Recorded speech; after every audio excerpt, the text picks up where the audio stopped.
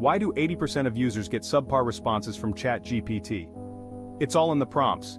Hey everyone! Today, we're diving into a crucial skill for anyone using AI tools like ChatGPT writing effective prompts.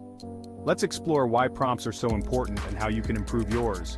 First, a good prompt is like giving ChatGPT a roadmap. A vague prompt like, "Tell me about technology," can lead to all sorts of random answers. But ask, what are the top 3 emerging technologies in 2024, and you'll get a focused, relevant response. ChatGPT uses patterns from tons of text to generate its answers. The clearer your prompt, the better it understands what you want. Remember, AI doesn't have intuition, it relies on your details. Bad prompts, write something about cats.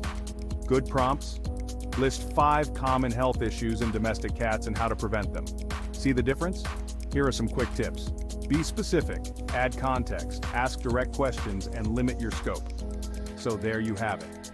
Better prompts mean better answers from ChatGPT. Give us a thumbs up if you found this helpful and drop your best prompts in the comments below.